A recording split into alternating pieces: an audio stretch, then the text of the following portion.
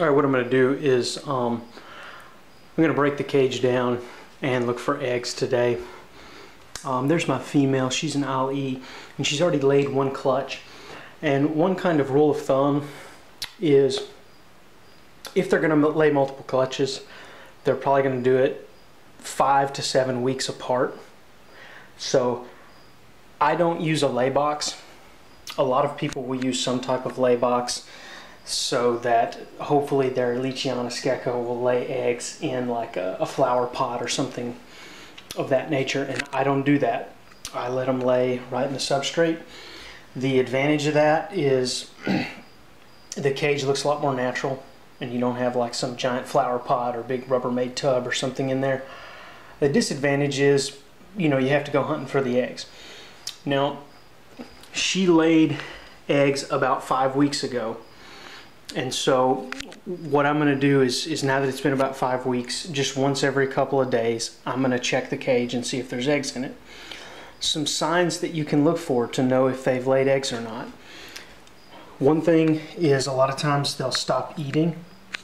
So you can see there's still a little bit of food left. These guys were totally cleaning the bowl out, and they've been doing that the last few weeks.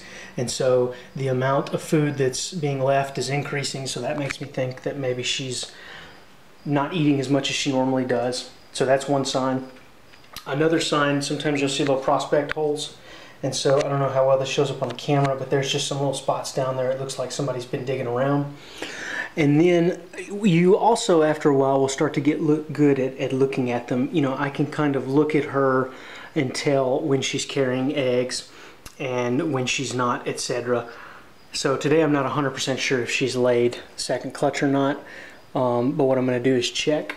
So I have a video where I show how I do this as far as breaking the cage down, but I just keep a big towel here. And if you're breeding geckos in mass, you know, you're going to have a very efficient system of tubs and whatnot, but this is a display tank that I built, which, by the way, if you have a Petco in your area, I was just there today.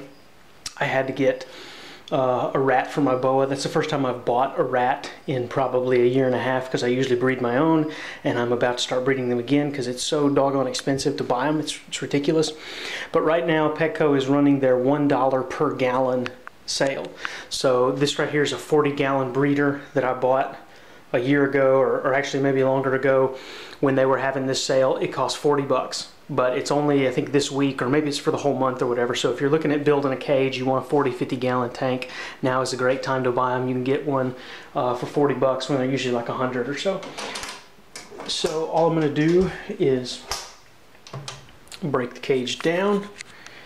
I may need to set this down. Which, another thing I want to point out, I laid a couple books out here. These are two phenomenal books for racks. Unfortunately, they're out of print, so if you want to buy either one of these, you're going to pay a ton of money to get them used. Now, the good news is that the guys that authored this book are actually coming out with a 2-part volume just about giant geckos, and it's supposed to be coming out this summer. They also came out with a book just about gargoyles. Now, I don't breed gargoyles anymore, but I'm going to buy that book. In fact, I'll probably buy a couple, 2 or 3 copies, and I'm also going to buy the book on the giant geckos, and I'll probably buy 2 or 3. Now, why am I going to buy 2 or 3? These guys, just like these books here, they release these books, they print a couple thousand, maybe 5,000 of them, and then generally they don't print anymore. So it's almost a guarantee that those books are going to go up in value. You know, Ron Tremper's book on leopard geckos, 39 generations of living color or something like that. I bought that years ago, bought it for like 30 bucks, 30, 40 bucks, used it for 3 or 4 years. The pages were falling out, and I sold it for more than I bought it for. These books hold their value, etc. And these are 2 great books. If you have a chance to get them at a reasonable price, you should. But I would definitely buy the new books coming out because they will be worth some money. Okay, I've got everything out of the cage and down on my towel. I'm just going to let her sit there and chill. Male's chilling on the back wall. And all I'm going to do is, well, maybe he's not chilling. All I'm going to do is dig through and look for some eggs. Maybe we'll find some. There's some shed skin. This is 100% peat moss, is all this is. That's what I've always kept all of my animals on, unless they're young, in which case I keep them on paper towels. But I just start at one end of the cage and just kind of move all the substrate to the other side. Now this is also really good to kind of keep the substrate turned a little bit. So now I'm going to move it all back. And I can tell just by looking at her that I'm pretty sure she did not lay eggs yet. But since I'm in here, might as well turn the substrate around, might as well check.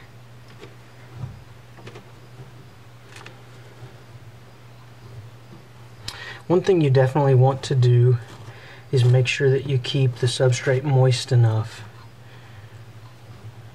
Because if you don't, they'll tend to lay them around the water dish. And the disadvantage there is it's usually going to be quite a bit more damp around the water dish, just because they're going to be tracking through it and splashing water everywhere, and you're going to be spilling water when you fill up the water dish, etc. And so you really don't want those eggs to get soaked and soggy.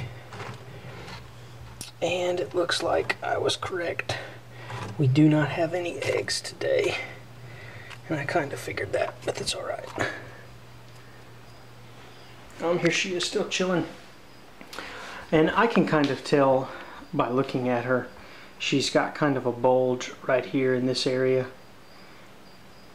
And I'm pretty sure she still has that clutch in there. So, anyways though, it is good to start checking every few days though, after 5 weeks has gone by since the last clutch.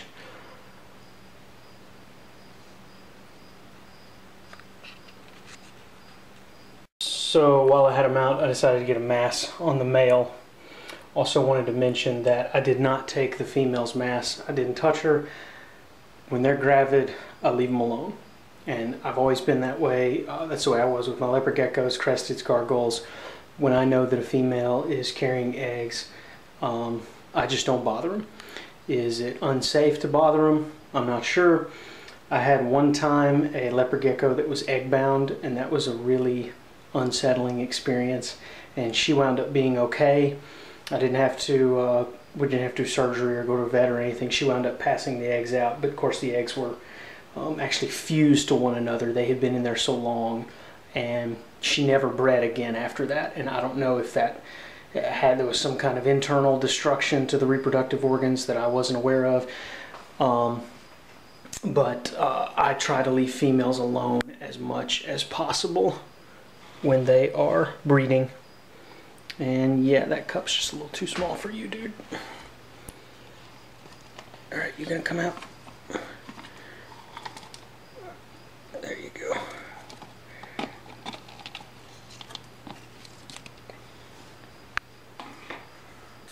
Alright, that's a wrap.